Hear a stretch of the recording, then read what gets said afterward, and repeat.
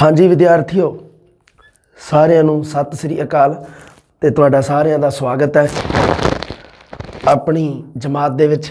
Read Punjabi ਵਾਲੀ ਜਮਾਤ ਵਿੱਚ ਤੁਹਾਡਾ ਸਾਰਿਆਂ ਦਾ ਨਿੱਘਾ ਸਵਾਗਤ ਹੈ ਜੀ। ਆਪਾਂ ਗੱਲ ਕਰ ਰਹੇ ਸੀ ਸਾਡੇ ਕੌਸ਼ਲਾਂ ਦੀ, ਜਿਹੜੇ ਕੌਸ਼ਲ ਵਿਕਾਸ ਦੀ ਆਪਾਂ ਗੱਲ ਕਰ ਰਹੇ ਸੀ ਉਹਨਾਂ ਨੂੰ ਆਪਾਂ ਅੱਗੇ ਤੋਰੀਏ ਹੁਣ, क्योंकि सब तो पहला जिहड़ा कौशल है वो अपना हैगा सुनन कौशल।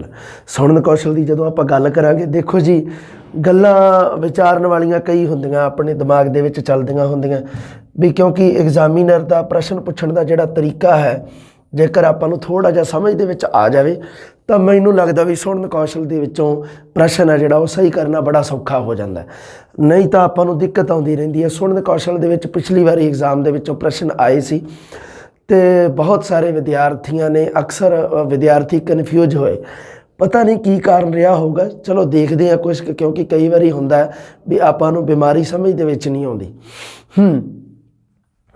सुनन कौशल की अज आपां गल करांगे जी। साडा सुनन कौशल, सुनन कौशल सब तो पहला कौशल है। सब तो पहले नंबर ते किहड़ा कौशल का विकास होंदा है वो है जी सुनन कौशल। हालांकि असी आपां जदों भाषा अध्यापन के सिद्धांत पढ़े सीगे ते उदों आपां एक गल, एक अनुपात अते क्रम वाला सिद्धांत पढ़िया सी।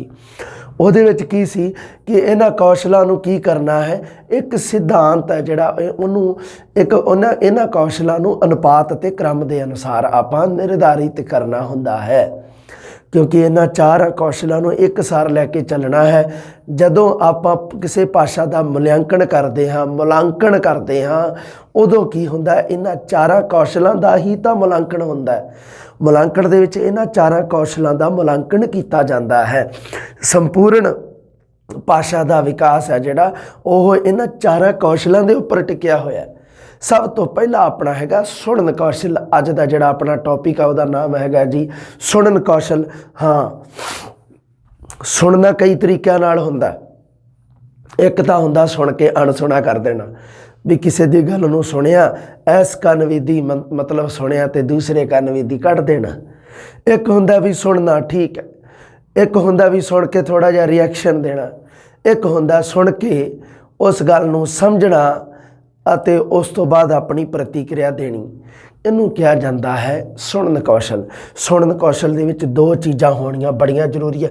प्रश्न बड़ी वारी आया इहदे विचों, आ प्रश्न बहुत वारी बनया भी सुनन कौशल दे विच असीं करना की है। सुनन कौशल दे विच दो चीज़ां है। सुनन कौशल एक चीज़ के सुमेल नाल कदे नहीं बनता। सुनन कौशल का मतलब ये नहीं गा भी विद्यार्थी अगर सुन रहा है तो वो सुनन कौशल का विकास हो रहा है, ना जी बिल्कुल नहीं हो रहा। अगर विद्यार्थी सुन रहा है ठीक है, गल होगी जी सुनना प्लस उस गल नूं समझ रहा है, दो चीज़ां। प्रश्न बहुत बारी पूछा गया, बड़ी बारी प्रश्न पूछा जा चुका है भी सुनन कौशल के विकास के अंतर्गत आउंदा है। दसो जी की आउंदा है सुनन कौशल के विकास के अंतर्गत? थले ऑप्शन पाए हुंदे आ जी सुनना, दूसरा भी जां केवल सुनना, सुनना अते बोलना, जां सुनना अते लिखना, ते एक लिखिया हुंदा है सुनना अते समझना। तो असी भज के उहदे ते पहले ऑप्शन ते टिक कर दिंदे, गोला काला कर आने जी। ये तो सही है भी सुनन कौशल के विकास में होर आउंदा की है, कल्ला सुनना ही तो आउंदा भी सुनना ही है। भाषा का विकास कदों होगा? विद्यार्थी सुन रहा है, सुनन दे नाल नाल की बोलिया जा रहा है, किहड़ी गल कही जा रही है, उस चीज़ की पकड़ भी कर रहा है। अगर वह भावां नूं विचारां नूं समझ नहीं रहा तो वह सुन की रहा, सिर्फ धुनियाँ सुन रहा है। क्योंकि सुनना की है, उसने सुनन दे विच उहदे काम आउंदी है धुनी। सुनना उन्हें की चीज़ है, धुनियाँ नूं सुन रहा है, धुनियाँ नूं सुन रहा है ठीक है, गल क्लीयर होगी। समझ किनू रहा है? समझ रहा है वो विचारां नूं ते भावां नूं। विचार जां आपां कह दिंदे आ भाव, ठीक है, विचार ते भावां नूं वो समझूगा, फिर वो सुनन कौशल का विकास होगा। भाषा है जिहड़ी ये दो प्रक्रियावां दा ही तो सुमेल हैगी है भी धुनियां नूं ਆਪ ਧੁਨੀਆਂ ਦੇ ਰਾਹੀਂ ਆਪਣੇ ਵਿਚਾਰਾਂ ਨੂੰ ਪ੍ਰਗਟ ਕਰਨਾ। ਅਰੇ ਇਸੇ ਨੂੰ ਕਿਹਾ ਜਾਂਦਾ ਹੈ ਨਾ ਭਾਸ਼ਾ ਦਾ ਵਿਕਾਸ, ਇਸੇ ਚੀਜ਼ ਨੂੰ ਆਖਿਆ ਜਾਂਦਾ ਹੈ। ਹੁਣ ਇਹਦੇ ਵਿੱਚ ਕੀ ਹੈ, ਭਾਸ਼ਾ ਦਾ ਆਪਾਂ ਜੇ ਦੇਖੋ, ਭਾਸ਼ਾ ਦੀ ਇੱਕ ਕਾਮਨ ਜੀ ਜੇ ਆਪਾਂ ਪਰਿਭਾਸ਼ਾ ਦੇਣੀ ਹੋਵੇ ਉਹ ਆਪਾਂ ਕੀ ਕਹਿੰਦੇ ਹਾਂ ਜੀ, ਭਾਸ਼ਾ ਇੱਕ ਧੁਨੀਆਂ ਦਾ ਸਮੂਹ ਹੈ ਜਿਹਦੇ ਰਾਹੀਂ ਵਿਚਾਰਾਂ ਜਾਂ ਭਾਵਾਂ ਨੂੰ ਪ੍ਰਗਟ ਕੀਤਾ ਜਾਂਦਾ ਹੈ। ਤੁਸੀਂ ਪਰਿਭਾਸ਼ਾ ਬਹੁਤ ਵਾਰੀ ਪੜ੍ਹੀ ਹੋਣੀ ਹੈ, ਇਹੀ ਆਪਾਂ ਪਰਿਭਾਸ਼ਾ ਸੁਣਦੇ ਹਾਂ ਪੜ੍ਹਦੇ ਹਾਂ। ਇੱਕ ਕਾਮਨ ਪਰਿਭਾਸ਼ਾ ਹੈ ਵੀ ਭਾਸ਼ਾ ਕੀ ਹੈ ਜੀ, ਇੱਕ ਧੁਨੀਆਂ ਦਾ ਸਮੂਹ ਹੈ ਜਿਸ ਦੇ ਅੰਤਰਗਤ ਵਿਚਾਰਾਂ ਜਾਂ ਭਾਵਾਂ ਨੂੰ ਪ੍ਰਗਟਾਇਆ ਜਾਂਦਾ ਹੈ, ਵਿਚਾਰਾਂ ਜਾਂ ਭਾਵਾਂ ਦਾ ਪ੍ਰਗਟਾ ਕੀਤਾ ਜਾਂਦਾ ਹੈ। ਹੁਣ ਦੇਖੋ ਇੱਥੇ, ਹੁਣ ਗੱਲ ਦੇਖੋ ਕੀ ਹੈ ਵੀ ਸੁਣਨਾ, ਵੀ ਸੁਣ ਕੇ ਤੇ ਉਸ ਚੀਜ਼ ਨੂੰ ਪ੍ਰਗਟ ਕਰਨਾ, ਉੱਥੇ ਹੀ ਤਾਂ ਭਾਸ਼ਾ ਆਊਗੀ। ਭਾਸ਼ਾ ਦਾ ਸੰਬੰਧ ਸਿਰਫ ਸੁਣਨ ਦੇ ਨਾਲ ਨਹੀਂ ਹੈ। ਸੁਣਨਾ ਤੇ ਆਪਾਂ ਜਿਵੇਂ ਵੇਖਿਆ ਸੀਗਾ ਵੀ ਭਾਸ਼ਾ ਦੇ ਦੋ ਰੂਪ ਬਣ ਜਾਂਦੇ ਆ, ਇੱਕ ਮੌਖਿਕ ਰੂਪ, ਇੱਕ ਲਿਖਤ ਰੂਪ। ਮੌਖਿਕ ਰੂਪ ਦੇ ਵਿੱਚ ਸੁਣਨਾ ਤੇ ਬੋਲਣਾ ਦੋਨੇ ਆਉਂਦੇ ਆ, ਲਿਖਤ ਰੂਪ ਦੇ ਵਿੱਚ ਪੜ੍ਹਨਾ ਤੇ ਲਿਖਣਾ ਆਉਂਦੇ ਆ। ਇਹ ਚਾਰੇ ਸਾਡੇ ਹੈਗੇ ਆ ਕੀ ਹੈ, ਭਾਸ਼ਾਈ ਕੌਸ਼ਲ ਹੈ, ਜਿਨ੍ਹਾਂ ਦਾ ਜਦੋਂ ਵਿਕਾਸ ਹੁੰਦਾ ਹੈ ਤਾਂ ਉਹਨਾਂ ਚੀਜ਼ਾਂ ਦਾ ਹੀ ਮੁਲਾਂਕਣ ਹੁੰਦਾ ਹੈ।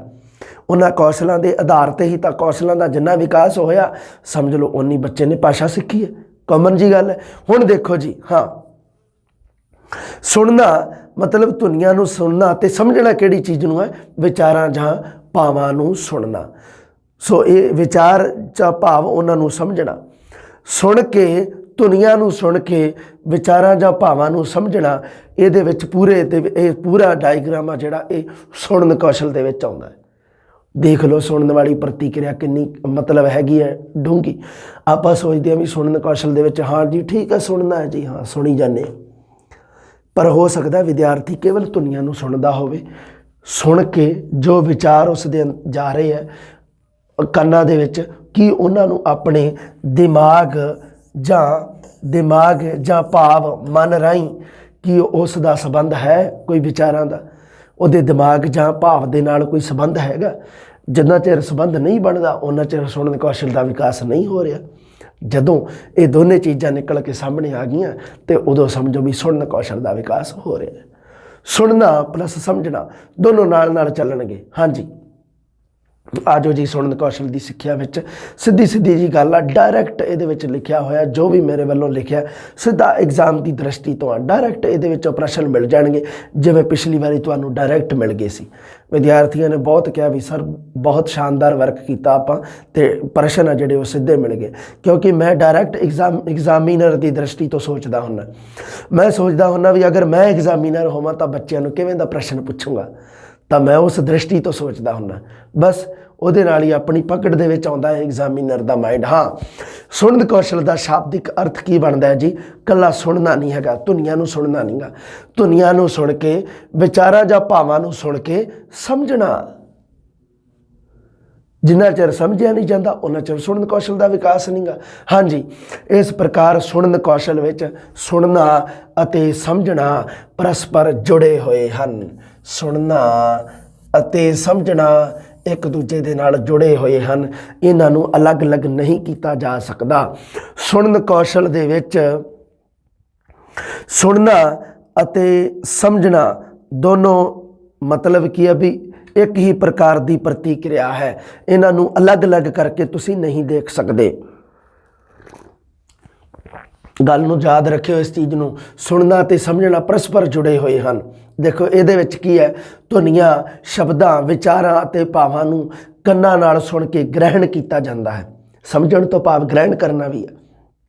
ਧਿਆਨ ਰੱਖਿਓ ਐਗਜ਼ਾਮੀਨਰ ਦੀ ਮਰਜ਼ੀ ਆ ਵੀ ਉਹ ਸੁਣ ਕੇ ਸਮਝਣਾ ਕਹਿੰਦਾ ਆ ਜਾਂ ਸੁਣਨਾ ਅਤੇ ਸਮਝਣਾ ਕਹਿੰਦਾ ਆ ਜਾਂ ਸੁਣ ਕੇ ਗ੍ਰਹਿਣ ਕਰਨਾ, ਤਿੰਨਾਂ ਦਾ ਇੱਕੋ ਹੀ ਅਰਥ ਬਣਦਾ ਹੈ। ਕਈ ਵਾਰੀ ਤਾਂ ਦੇਖੋ ਐਗਜ਼ਾਮੀਨਰ ਦੀ ਮਰਜ਼ੀ, ਉਹ ਲਿਖ ਸਕਦਾ ਹੈ, ਕੀ ਲਿਖ ਸਕਦਾ ਹੈ, ਉਹ ਕਵੇ ਜੀ ਸੁਣਨਾ ਅਤੇ ਸਮਝਣਾ, ਉਹ ਐਵੇਂ ਲਿਖ ਦੇਵੇ ਤਾਂ ਸਹੀ ਗੱਲ ਹੈ ਜੀ, ਕੋਈ ਦਿੱਕਤ ਨਹੀਂ। ਸੁਣਨ ਕੌਸ਼ਲ ਦੀ ਗੱਲ ਕਰ ਰਿਹਾ ਮੈਂ, ਸੁਣਨਾ ਅਤੇ ਸਮਝਣਾ, ਠੀਕ ਹੈ, ਗੱਲ ਕਲੀਅਰ ਹੋ ਗਈ। ਦੂਸਰੀ ਗੱਲ ਉਹ ਲਿਖ ਦੇਵੇ ਸੁਣ ਕੇ ਸਮਝਣਾ, ਸੁਣ ਕੇ ਸਮਝਣਾ, ਠੀਕ ਹੈ ਜੀ, ਇਹ ਆਪਣੀ ਦੂਸਰੀ ਗੱਲ ਕਲੀਅਰ ਹੋ ਗਈ। ਤੀਸਰੀ ਗੱਲ ਉਹਨੇ ਇਸ ਆਧਾਰ 'ਤੇ ਲਿਖਣਾ ਹੋਵੇ ਵੀ ਸੁਣ ਕੇ ਗ੍ਰਹਿਣ ਕਰਨਾ, ਕਿਉਂਕਿ ਸਾਰੀ ਗੱਲ ਜ਼ਰੂਰੀ ਨਹੀਂ ਐਗਜ਼ਾਮੀਨਰ ਲਿਖੇ ਤਾਂ ਉਹ ਸਿੱਧਾ ਵੀ ਕਹਿ ਸਕਦਾ, ਐਵੇਂ ਥੋੜ੍ਹਾ ਕਹੂਗਾ ਵੀ ਸੁਣ ਕੇ ਵਿਚਾਰਾਂ ਜਾਂ ਭਾਵਾਂ ਨੂੰ ਗ੍ਰਹਿਣ ਕਰਨਾ, ਕਿਉਂਕਿ ਗ੍ਰਹਿਣ ਤਾਂ ਵਿਚਾਰਾਂ ਅਤੇ ਭਾਵਾਂ ਨੂੰ ਹੀ ਕਰਨਾ, कोई दिक्कत नहीं, लिखे ना लिखे मर्जी है, सुन के ग्रहण करना। इन्हां तिन्हां दे अर्थ इक्को ही बनते हैं। मान लो एग्जामिनर ने पूछना हो सुनन कौशल का की भाव है, तो अगर वो कहे भी सुनना ते समझना, ठीक है जी, सुन के समझना ये भी सही है जी, सुन के ग्रहण करना ये भी सही है। ध्यान दे विच रखियो इस चीज़ नूं, इन्हां तिन्हां दे विचों कोई भी ऑप्शन पा सकदा है। हाँ जी, अगे देखो, 4 कौशलों में सब तो पहला कौशल साडा तुहानूं मैं दस्सिया होया साडा सुनन कौशल है। उस तो बाद साडा बोलण कौशल, फिर साडा पढ़न कौशल अते सब तो अंत दे विच साडा लिखण कौशल। अते ये दूजे कौशलों के विकास का आधार बनता है। दूजे कौशलों को लिखण का आधार नहीं है, तो कुछ गलत लिखा गया। इन्हां कौशलों को विकास करने का आधार बनता है। देखो जी, बेस है जिहड़ा सुनन कौशल है, वो बेस है। अगर विद्यार्थी सुनेगा नहीं, सुन के समझेगा नहीं, मतलब अगर विद्यार्थी दे सुनन कौशल का विकास नहीं होया, बोलेगा भी नहीं, हो पढ़ेगा भी नहीं, लिखेगा भी नहीं, गल खत्म। सुनन कौशल जरूरी है। हुण देखो जी, उस तो बाद देखो, बच्चा अपने आले दुआले तो शब्द सुनता है अते समझता है। तुहानूं दस्सिया ना भी जदों बच्चा मात भाषा नूं घरे सिੱਖਦਾ, माँ बोली नूं माँ दे कोलों, तो उदों उहदे वास्ते एनवायरमेंट की जरूरत हुंदी है, वातावरण की। घर दे विच उहनूं इस तरह का वातावरण मिलता है कि वह अपनी भाषा नूं बड़ी आसानी नाल सीख जाता है। उहनूं कदे भी जोर दे के शब्द याद करवाउण की लोड़ नहीं गी।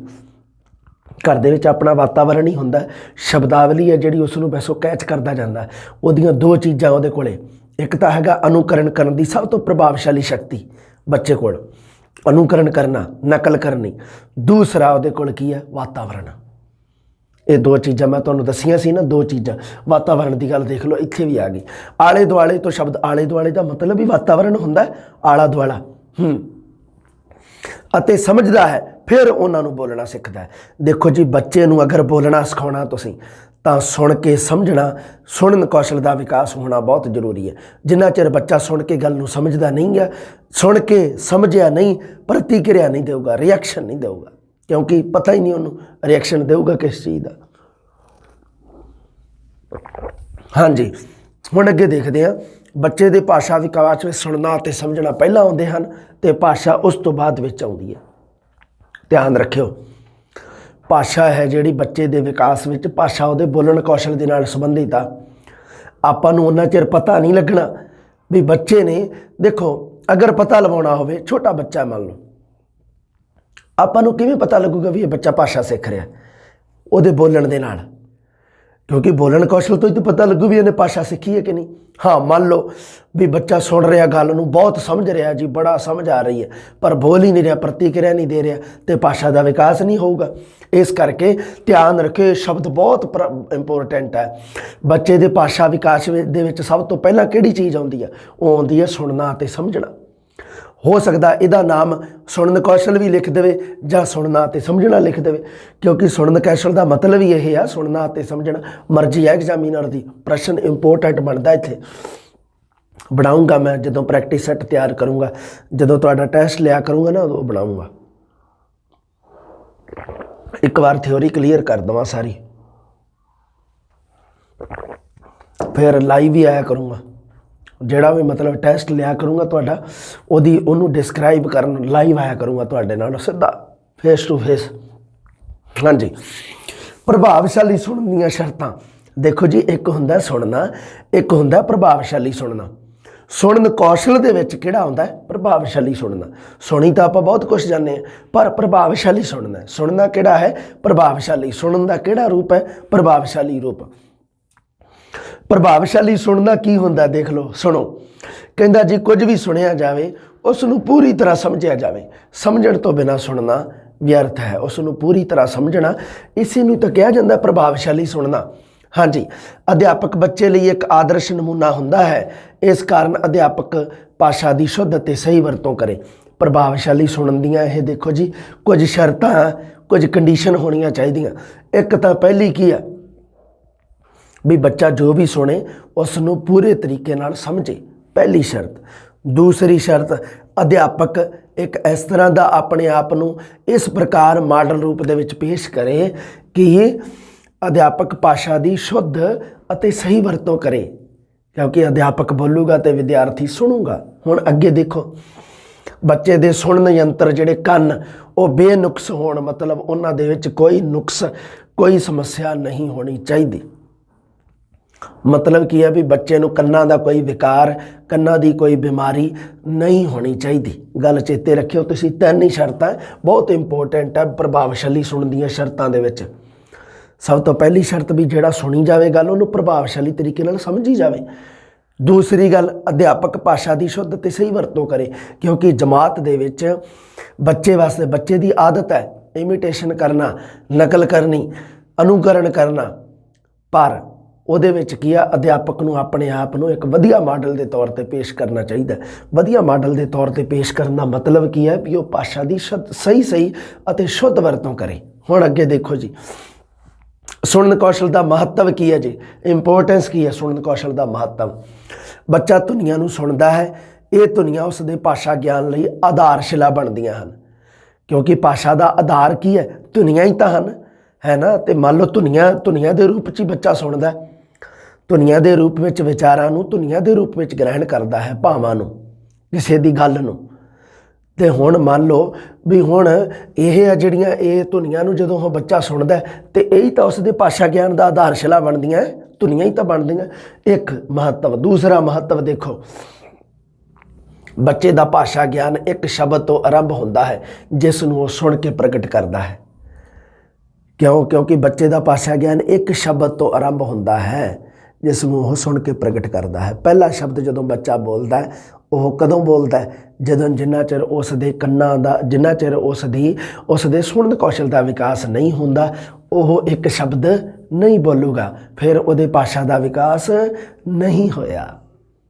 ਅਗਰ ਤੁਸੀਂ ਵੇਖਣਾ ਵੀ ਭਾਸ਼ਾ ਦਾ ਵਿਕਾਸ ਹੋਇਆ ਕਿ ਨਹੀਂ ਤਾਂ ਬੱਚਾ ਸੁਣੇਗਾ ਵੀ, ਸਮਝੇਗਾ ਵੀ ਤੇ ਇੱਕ ਸ਼ਬਦ ਤੋਂ ਸ਼ੁਰੂ ਕਰੇਗਾ। ਸਭ ਤੋਂ ਪਹਿਲਾ ਸ਼ਬਦ ਜੋ ਵੀ ਹੈ ਨਾ ਉਹ ਬੋਲਦਾ ਬੱਚਾ ਜਦੋਂ।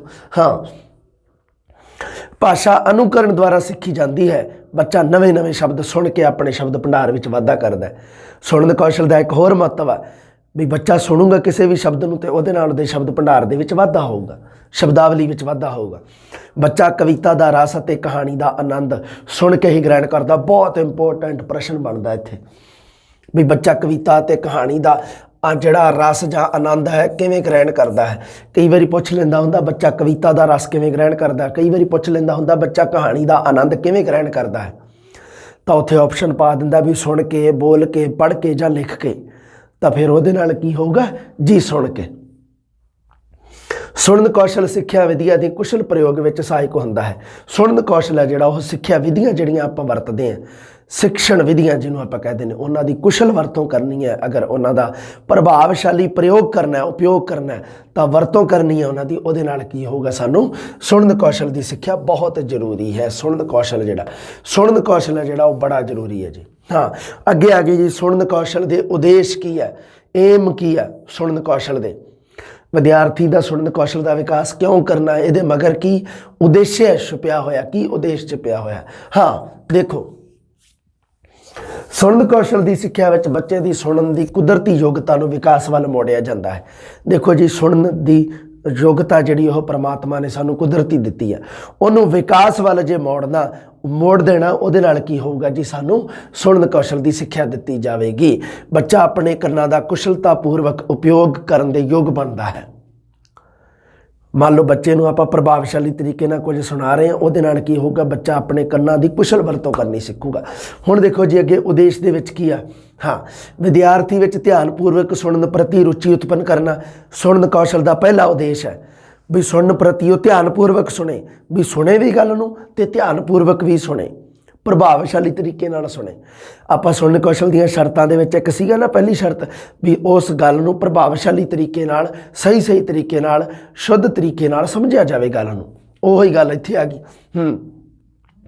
ਧਿਆਨਪੂਰਵਕ ਸੁਣਨ ਪ੍ਰਤੀ ਰੁਚੀ ਉਤਪੰਨ ਕਰਨਾ, ਅਰਥ ਗ੍ਰਹਿਣ ਕਰਨ ਦੀ ਯੋਗਤਾ ਉਤਪੰਨ ਕਰਨਾ। ਅਰਥ ਗ੍ਰਹਿਣ ਸੁਣ ਕੇ ਹੀ ਤਾਂ ਕਰੂਗਾ ਵਿਦਿਆਰਥੀ। ਛੋਟਾ ਬੱਚਾ ਹੈ ਜਿਹੜਾ ਉਹ ਅਰਥ ਕਿਸੇ ਸ਼ਬਦ ਦਾ, ਕਿਸੇ ਭਾਸ਼ਾ ਦਾ, ਕਿਸੇ ਵਾਕ ਦਾ ਅਰਥ ਗ੍ਰਹਿਣ ਕਿਵੇਂ ਕਰੂਗਾ, ਸੁਣ ਕੇ। ਜਿੰਨਾ ਚਿਰ ਸੁਣੂਗਾ ਨਹੀਂ ਅਰਥ ਦਾ ਉਹਨੂੰ ਪਤਾ ਨਹੀਂ ਲੱਗਣਾ।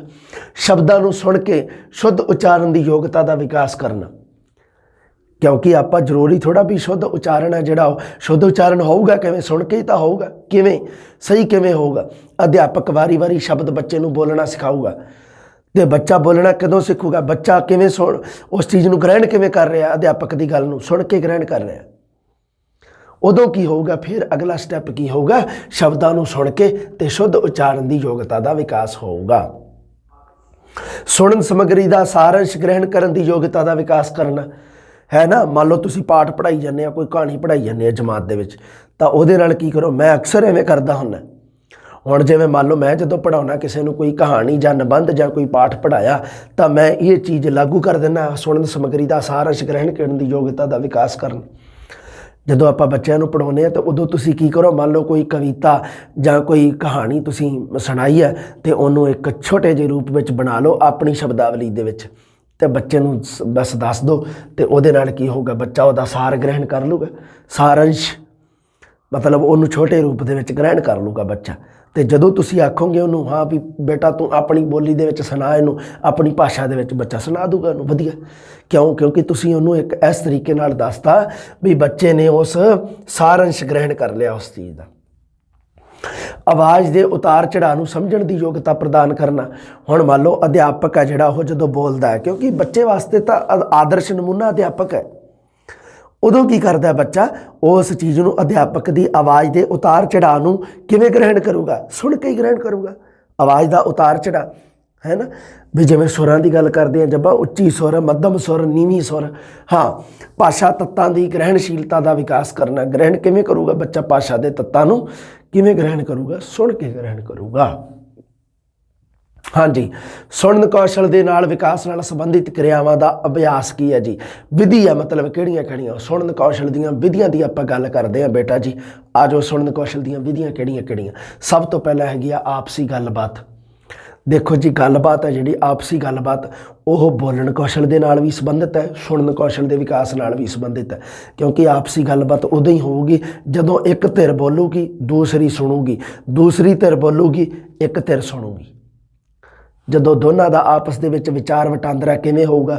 ਗੱਲਬਾਤ ਕਿਵੇਂ ਹੋਊਗੀ? ਆਪਸੀ ਗੱਲਬਾਤ, ਇੱਕ ਵਿਚਾਰਾਂ ਨੂੰ ਪ੍ਰਗਟ ਕਰੂਗਾ, ਦੂਸਰਾ ਵਿਚਾਰਾਂ ਨੂੰ ਗ੍ਰਹਿਣ ਕਰੂਗਾ। ਗ੍ਰਹਿਣ ਕਿਵੇਂ ਕਰੂਗਾ? ਸੁਣ ਕੇ। ਪ੍ਰਗਟ ਕਿਵੇਂ ਕਰੂਗਾ? ਬੋਲ ਕੇ। ਇੱਥੇ ਸੁਣਨ ਕੌਸ਼ਲ ਦਾ ਵਿਕਾਸ ਹੁੰਦਾ ਹੈ, ਆਪਸੀ ਗੱਲਬਾਤ।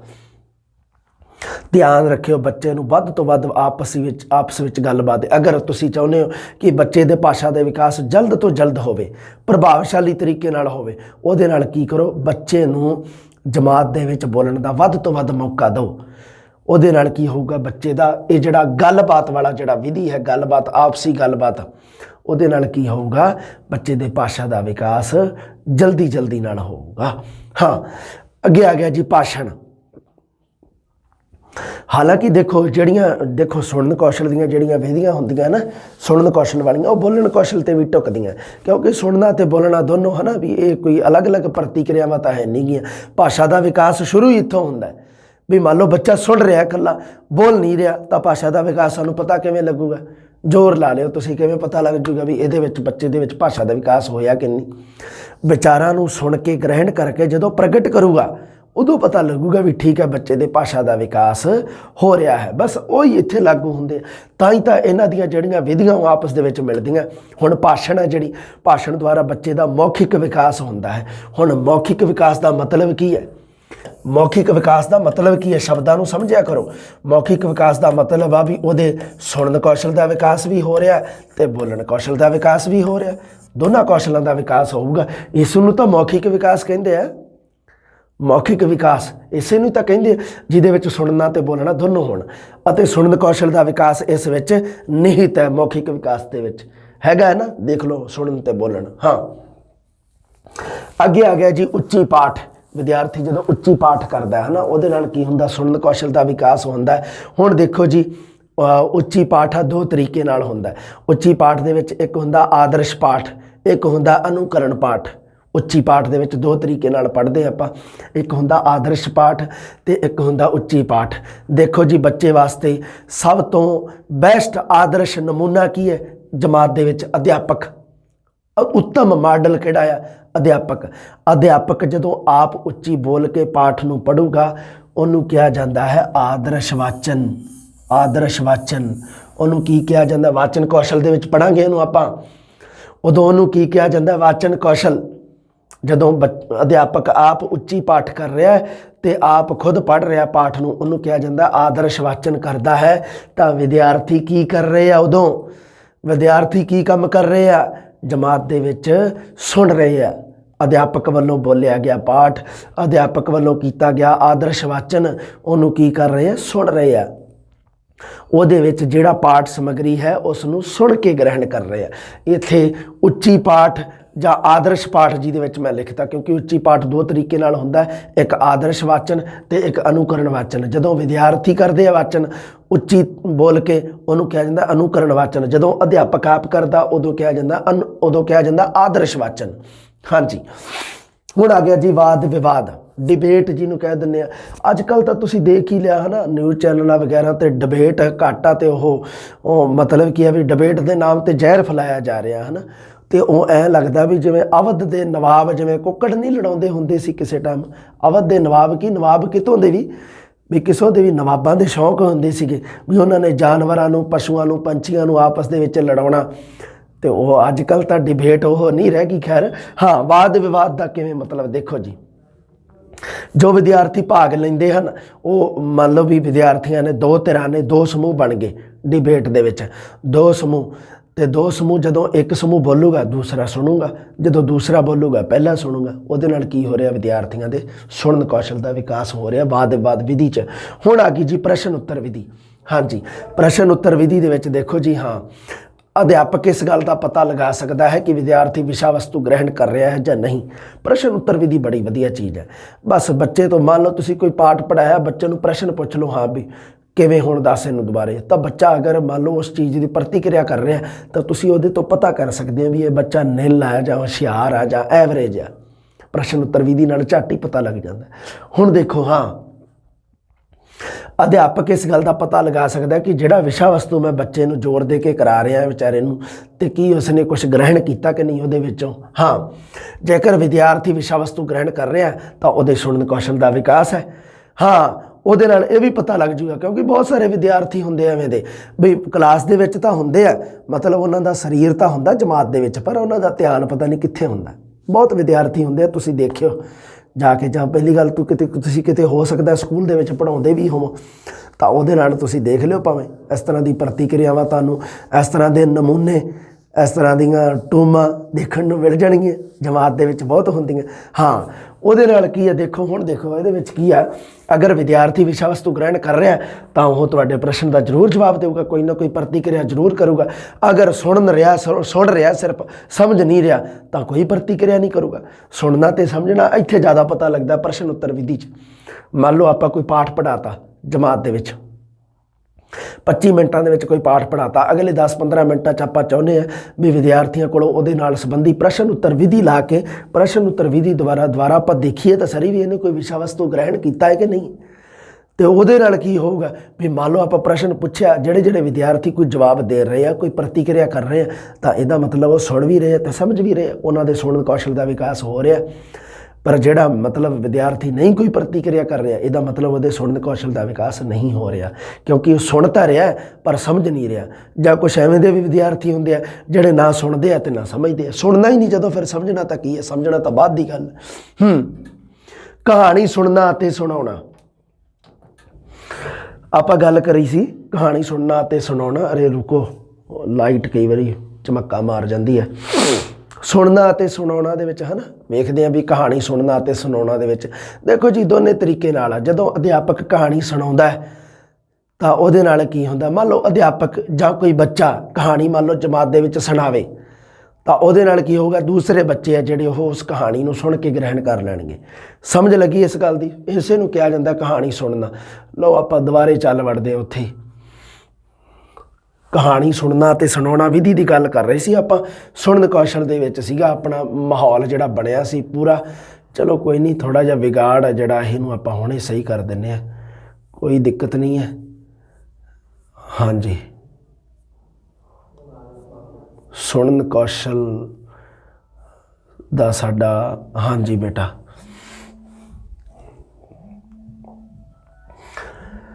ਸੁਣਨ ਕੌਸ਼ਲ ਦੇ ਵਿੱਚ ਆਪਾਂ ਪੜ੍ਹਨਾ ਸੀਗਾ, ਪਹਿਲਾਂ ਆਪਾਂ ਪੜ੍ਹਿਆ ਸੀਗਾ ਸਾਡਾ ਗੱਲਬਾਤ, ਫਿਰ ਆਪਾਂ ਭਾਸ਼ਣ ਵਾਲੀ ਗੱਲ ਵੀ ਪੜ੍ਹ ਲਈ ਸੀ ਇੱਕ, ਅਤੇ ਉਸ ਤੋਂ ਬਾਅਦ ਆਪਾਂ ਪ੍ਰਸ਼ਨ ਉੱਤਰ ਵਿਧੀ ਪੜ੍ਹੀ ਸੀਗੀ। हाँ आ गए ना आप उत्थे लै आ देखो मैं तुहानूं कहा सी ना आ जाऊँगा मैं। हाँ जी बेटा हाँ सुनना ते सुनाउणा ये क्रिया सुनन कौशल सिक्ख्या का प्रभावशाली साधन है। छोटे बच्चे कहानी कविता छोटिया छोटिया कवितावां च बड़ी दिलचस्पी लेंदे आ तो देख लो जी वो बच्चों नूं राजा राणी परियां पशु पंछियां संबंधी कहानियां सुनाईयां जाण ते उसनूं कहानी सुनाउण लई भी कहा जाए। मान लो जो बच्चे नूं आपां कहानी सुना रहे हैं वो सुनन कौशल का विकास हो रहा है। अगर बच्चा प्रतिक्रिया रूप दे विच तुहानूं कहानी सुना दिंदा है ਉਹਦਾ फीडबैक अच्छा आ रहा है तो यदा मतलब की है कि बच्चे के सुनन कौशल का विकास हो रहा। हुण आ गई जी बोल लिखत। इस नूं जबानी लिखाई जां मलाह भी आखदे हन। मलाह बेड़ी नूं चलाउण वाले नूं कहिंदे आ मलाह। बेड़ी जां किश्ती नूं जिहड़ा चलाउण वाला हुंदा ना चप्पू नूं चलाउण वाला उहनूं कह दिंदे आ मलाह। मलाह भी आख दिंदे हन जां इस नूं जबानी लिखाई भी कहिंदे आ बोल लिखत। देखो इहदा मतलब की बनदा है क्योंकि मैं वेख्या विद्यार्थी ना कई बार जा बहुत कहल करते हैं। मैं जो आह चीज़ पढ़ाई पहला भी तो मैं हालांकि बहुत मतलब वधिया तरीके नाल दस्सिया मलाह आखदे किनूं बच्चे का फिर वही प्रश्न बहुत सारे का रहिंदा सर मलाह किसको कहते हैं। मैनू बड़े मैसेज आया करना मैं सोचा करा भी भराओ मैं हथ जोड़दा तुहाडे अगे मैं तो दस के अक गया उत्थे मैं तो संघ होर बिठा लिया उहदा। इस करके मलाह क्योंकि शब्द है देखो मलाह शब्द है यदा मतलब की है जुबानी लिखाई जां बोल लिखत। वैसे मलाह का शाब्दिक अर्थ यही बनता किश्ती जां बेड़ी नूं चलाउण वाला। अध्यापक अगे बोलता है तां इहनूं मलाह विधि कहिंदे आ। हुण अध्यापक मान लो भी मलाह आ एवें समझ लो भी किश्ती नूं चलाउण वाला कौन है। किश्ती दे विच बच्चे बैठे आ ते किश्ती नूं चलाउण वाला कौन है अध्यापक अगे बोलता है मतलब अगे अगे कौन मलाह बैठा है। अच्छा अगे विद्यार्थी सुन के लिखते हैं। ये विधि शुद्ध लिखण लई हालांकि लिखण कौशल दे विच आउंदी है आपां पढ़ांगे इहनूं बोल लिखत जां जुबानी लिखाई जां मलाह तिन्ने नाम इहदे चेते रखियो तुसीं ये लिखण कौशल दे विच आपां इहनूं पढ़ांगे। हुण देखो इत्थे गल देखो की है भी हुण विद्यार्थी सुन के लिखते हैं। हुण हालांकि शुद्ध लिखण वास्ते वरती जाती है पर मान लो विद्यार्थी सुनूगा ही नहीं तो वह लिखूगा फिर किवें। अध्यापक बोल रहा है किताब दे विचों कुछ बच्चों नूं लिखा रहा कि बच्चों लिखो इसे नूं कहा जाता है जुबानी लिखाई जां मलाह। पर इस विधि नाल सुनन कौशल भी वधदा है। सुनन ते लिखण दोनों कौशलों के विकास में काम आउंदी है। ध्यान रखियो इहनूं बहुत इंपोर्टेंट है क्योंकि हुण अजकल एक प्रश्न एवें दा पुछिया सीगा उन्हें भी जिहदे विच एक विधि का नाम लैता तो थल्ले लिखता भी ये दसो जी किहड़े कौशलों का विकास करती है। शायद मैनूं एवें लगदा है वो भी तुहानूं पेपर भी इत्थे डिस्क्राइब कराऊंगा सारे। हाँ हुण आ गई जी सुनन संबंधी सहायक समग्री किहड़ी किहड़ी चाहिदी है। देखो किहड़ी किहड़े देखण सुनन साधन चाहिए किहड़े दृश्य श्रव साधन चाहिए सानूं। एक तां चाहिदा ग्रामोफोन मनोरंजन के नाल नाल देखो जी सिक्ख्या नूं आकर्षक ते प्रभावशाली बनाउंदा है। बच्चे नूं सुंदर गीत कविता काव टोटे सुना सकते हैं आपां ग्रामोफोन नाल। ग्रामोफोन विच रिकॉर्ड सुना के उच्चारण संबंधी दोष दूर किए जाते हैं। ये ग्रामोफोन का हैगा उच्चारण की सिक्ख्या दे नाल संबंधित उच्चारण की सिक्ख्या दे नाल संबंधित है। पर बच्चा शुद्ध उच्चारण करूगा कदों जदों उसके सुनन कौशल का विकास होगा। शुद्ध सुनूगा तो शुद्ध उच्चारण करूगा। इस करके ग्रामोफोन की वरतों टेप रिकॉर्डर भाषण या कथन नूं रिकॉर्ड करके किसी भी वक्त सुनिया जा सकता है। हुण आ गया जी रेडियो। सुनन कौशल के विकास में सब तो महत्वपूर्ण जिहड़ा साडी समग्री है वह हैगी है जी रेडियो। स्कूल के विद्यार्थियों लिए उपयोगी प्रोग्राम हुंदे आ प्रसारित करते है ना। हाँ विद्यार्थियों विद्वानों के भाषण हो गए इंटरव्यू भी प्रसारित किए जाते हैं। इन्हों सुन के बच्चा अपने सुनन कौशल का विकास करता। बहुत प्रभावशाली साधन है रेडियो। हुण आ गई जी भाषा प्रयोगशाला। इसनूं भाषा की कार्यशाला भी कहा जाता। बहुत बारी प्रश्न आया कार्यशाला कार्य मतलब कार्य। हाँ इस राही बच्चा आधुनिक समग्री की सहायता नाल सुनन कौशल का विकास करता है। ये एक पूरी चर्चा करांगे भाषा प्रयोगशाला ते एक पूरे टॉपिक ते पूरी वीडियो मिलूगी तुहानूं पूरी शानदार कोई प्रश्न गलत नहीं होगा। हुण आ गया जी लिंगुआ फोन।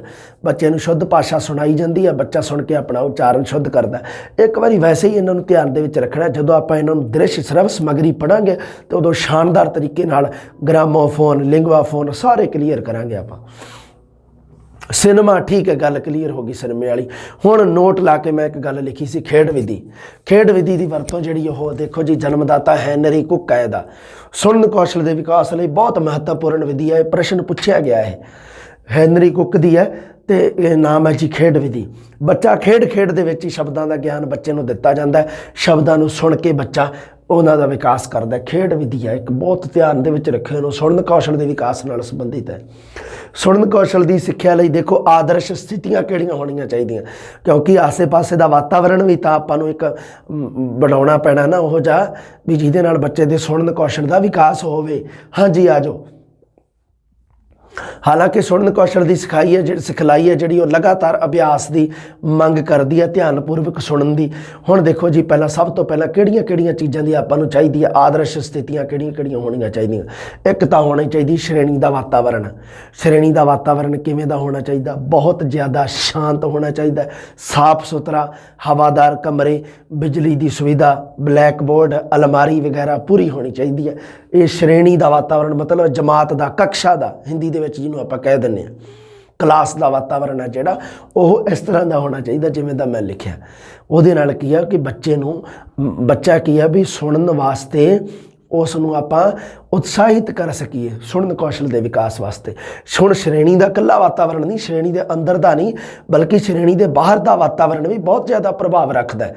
ਦੇਖੋ ਕਿਵੇਂ, ਸ਼੍ਰੇਣੀ ਦੇ ਬਾਹਰ ਦਾ ਵਾਤਾਵਰਣ ਹੈ ਜਿਹੜਾ ਉਹ ਸ਼ਾਂਤਮਈ ਹੋਣਾ ਚਾਹੀਦਾ, ਸ਼ੋਰ ਸ਼ਰਾਬੇ ਵਾਲਾ ਨਹੀਂ ਹੋਣਾ ਚਾਹੀਦਾ। ਧਿਆਨ ਰੱਖਿਓ ਅਧਿਆਪਕ ਦੀ ਭੂਮਿਕਾ, ਅਧਿਆਪਕ ਦਾ ਉਚਾਰਨ ਸ਼ੁੱਧ ਹੋਣਾ ਚਾਹੀਦਾ।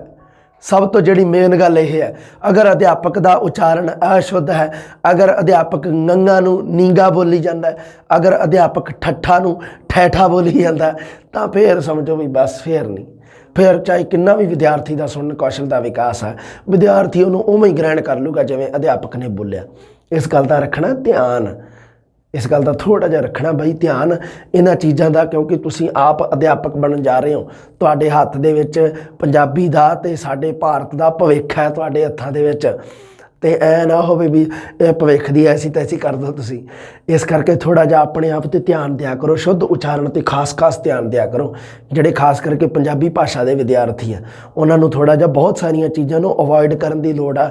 ਉੱਥੇ ਸਕੂਲ ਦੇ ਵਿੱਚ ਬੇਇੱਜ਼ਤੀ ਬੜੀ ਹੁੰਦੀ ਹੈ ਨਹੀਂ ਤਾਂ, ਕਿਉਂਕਿ ਇੱਕ ਅੱਧਾ ਵੀ ਉੱਥੇ ਮੰਨ ਲਓ ਕੋਈ ਸ਼ੁੱਧ ਪੰਜਾਬੀ ਪੜ੍ਹਿਆ ਹੋਵੇ ਬੱਚਾ, ਅਤੇ ਮੁੜ ਕੇ ਉਹ ਬਹੁਤ ਕਹਿੰਦਾ ਹੈ, ਘਰੇ ਜਾ ਕੇ ਵੀ ਦੱਸਦਾ ਆ, ਆਸੇ ਪਾਸੇ ਵੀ ਦੱਸਦਾ ਵੀ ਗੁਰਜੀਆਂ ਨੂੰ ਜਾਂ ਮੈਡਮ ਨੂੰ ਤਾਂ ਕੁਛ ਨਹੀਂ ਆਉਂਦਾ, ਮੈਡਮ ਤਾਂ ਉਹ ਹੀ ਹਿੰਦੀ 'ਚ, ਕਿਉਂਕਿ ਹੁਣ ਅੱਜ ਕੱਲ੍ਹ ਟਰੈਂਡ ਚੱਲੀ ਜਾਂਦਾ ਹੈ ਨਾ ਪੰਜਾਬੀ ਨੂੰ ਹਿੰਦੀ ਜੀ ਦੇ ਰੂਪ ਵਿੱਚ ਪੜ੍ਹਾਉਣਾ। ਠੀਕ ਹੈ, ਹਰ ਇੱਕ ਭਾਸ਼ਾ ਜਿਹੜੀ ਰਿਸਪੈਕਟਡ ਹੈ, ਹਰ ਭਾਸ਼ਾ ਦਾ ਆਪਣਾ ਇੱਕ ਦਾਇਰਾ ਵੀ ਹੈ, ਸੋ ਉਸ ਦਾਇਰੇ ਨੂੰ ਆਪਾਂ ਕਾਇਮ ਰੱਖਣਾ ਹੈ। ਇਹ ਗੱਲ ਧਿਆਨ ਰੱਖਣੀ ਹੈ ਤੁਸੀਂ, ਤਾਂ ਹੀ ਤਾਂ ਪ੍ਰਸ਼ਨ ਗਲਤ ਹੋ ਜਾਂਦੇ ਆ। ਪੰਜਾਬੀ ਨੂੰ ਪੰਜਾਬੀ ਵਾਂਗੂ ਜਦੋਂ ਨਹੀਂ ਪੜ੍ਹਦੇ ਆਪਾਂ, ਅਤੇ ਸ਼ੁੱਧ ਅਸ਼ੁੱਧ ਸ਼ਬਦ ਆਪਣੇ ਗਲਤ ਹੋ ਜਾਂਦੇ ਆ। ਕਈ ਵਾਰੀ ਆਪਾਂ ਨਾਮ ਪੜਨਾਮ ਦੀ ਗਲਤੀ ਕਰ ਜਾਂਦੇ ਹਾਂ। ਇਹ ਗੱਲਾਂ ਦਾ ਥੋੜ੍ਹਾ ਜਿਹਾ ਧਿਆਨ ਰੱਖਣਾ ਤੁਸੀਂ। ਬਹੁਤ ਸਾਰੇ ਵਿਦਿਆਰਥੀ ਹਿੰਦੀ ਵਾਲੇ ਪ੍ਰਸ਼ਨ ਚੱਕ ਕੇ ਪੰਜਾਬੀ ਦੇ ਵਿੱਚ ਧੱਕੀ ਜਾਂਦੇ ਰਹਿੰਦੇ। ਮੈਂ ਬਹੁਤ ਵਾਰੀ ਵੇਖਿਆ ਵੀ ਮੰਨ ਲਓ ਕਈ ਵਾਰੀ ਐਵੇਂ ਦੀ ਪੁਸਤਕ ਵੀ ਕਈ ਵਾਰੀ ਮੈਂ ਬਹੁਤ ਵੇਖੀਆਂ ਬਾਜ਼ਾਰ ਦੇ ਵਿੱਚ, ਐਵੇਂ ਦੀਆਂ ਗਾਈਡਾਂ ਵੀ ਹੁੰਦੀਆਂ ਕਈ ਵਾਰੀ ਵੀ ਜਿਹਦੇ ਵਿੱਚ ਉਹ ਮਤਲਬ ਕੀ ਹੈ ਵੀ ਉਹਦੇ ਵਿੱਚ ਉਹ ਹਿੰਦੀ ਦੀ ਸੀਗੀ ਅਤੇ ਉਹਨੂੰ ਪੰਜਾਬੀ ਦੇ ਵਿੱਚ ਕਨਵਰਟ ਕੀਤਾ ਵਾ। ਦੱਸੋ ਹੱਦ ਹੋ ਗਈ ਯਾਰ, ਉਹਨੂੰ ਪੰਜਾਬੀ ਦੇ ਵਿੱਚ ਲਿਖਤਾ। ਇਹਨਾਂ ਗੱਲਾਂ ਤੋਂ ਤੁਸੀਂ ਥੋੜ੍ਹਾ ਜਿਹਾ ਧਿਆਨ ਰੱਖਣਾ ਇਸ ਚੀਜ਼ ਦਾ, ਵੀ ਤੁਹਾਨੂੰ ਐਵੇਂ ਨਾ ਹੋਵੇ ਵੀ ਭਾਸ਼ਾ ਦੇ ਨਾਮ 'ਤੇ ਕੋਈ ਕੁਛ ਵੀ ਦੇ ਜੇ ਆਣ ਕੇ। ਇਸ ਗੱਲ ਦਾ ਤੁਸੀਂ ਵੀ ਖਿਆਲ ਰੱਖਣਾ ਆਪਦਾ। ਹਾਂ ਬੇਟਾ ਜੀ, ਅਧਿਆਪਕ ਦੀ ਭੂਮਿਕਾ ਬੜੀ ਜ਼ਰੂਰੀ ਹੈ। ਸੁਣਨ ਸਮੱਗਰੀ ਹੈ ਜਿਹੜੀ ਬੱਚੇ ਦੀ ਬੌਧਿਕ ਅਤੇ ਮਾਨਸਿਕ ਯੋਗਤਾ ਦੇ ਅਨੁਰੂਪ ਹੋਣੀ ਚਾਹੀਦੀ ਹੈ। ਛੋਟੇ ਬੱਚੇ ਨੂੰ ਸੌਖੇ ਸ਼ਬਦ ਸੁਣਾਏ ਜਾਣ। ਐਵੇਂ ਨਾ ਹੋਵੇ ਵੀ ਉਹਨੂੰ ਵੱਡੀ ਸ਼ਬਦਾਵਲੀ ਸੁਣਾਈ ਜਾਵੇ ਅਤੇ ਉਹਦੇ ਕੋਈ ਸਮਝ ਨਾ ਆਵੇ, ਹੈ ਨਾ। ਹਾਂ, ਅਧਿਆਪਕ ਸਮੇਂ ਪ੍ਰਸ਼ਨ ਉੱਤਰ ਵਿਧੀ ਦੁਆਰਾ ਧਿਆਨਪੂਰਵਕ ਸੁਣਨ ਸ਼ਕਤੀ ਦਾ ਬੱਚੇ ਦਾ ਟੈਸਟ ਲੈਂਦਾ ਰਹਿਣਾ ਚਾਹੀਦਾ ਅਧਿਆਪਕ ਨੂੰ। ਉਹ ਪ੍ਰਸ਼ਨ ਉੱਤਰ ਵਿਧੀ ਬਹੁਤ ਮਹੱਤਵਪੂਰਨ ਹੈ ਇਹਦੇ ਵਾਸਤੇ। ਲਓ ਜੀ, ਆਪਣਾ ਹੋ ਗਿਆ ਸੁਣਨ ਕੌਸ਼ਲ ਖਤਮ। ਅੱਗੇ ਆਪਾਂ ਪੜ੍ਹਾਂਗੇ ਬੋਲਣ ਕੌਸ਼ਲ, ਅਤੇ ਉਸ ਤੋਂ ਬਾਅਦ ਆਪਾਂ ਉਚਾਰਨ ਕੌਸ਼ਲ ਦੀ ਸਿੱਖਿਆ। ਚਾਰੇ ਕੌਸ਼ਲਾਂ ਦੇ ਵਿਕਾਸ ਜਦੋਂ ਆਪਣੇ ਕਲੀਅਰ ਹੋ ਗਏ, ਫਿਰ ਆਪਣੇ ਛਿੱਟ-ਪੁੱਟ ਟੌਪਿਕ ਰਹਿ ਜਾਣਗੇ ਅਤੇ ਉਹ ਆਪਾਂ ਜਲਦੀ ਕਲੀਅਰ ਕਰ ਦੇਵਾਂਗੇ। ਮਿਲਦੇ ਹਾਂ ਜੀ ਅਗਲੀ ਜਮਾਤ ਦੇ ਵਿੱਚ। ਸਤਿ ਸ੍ਰੀ ਅਕਾਲ।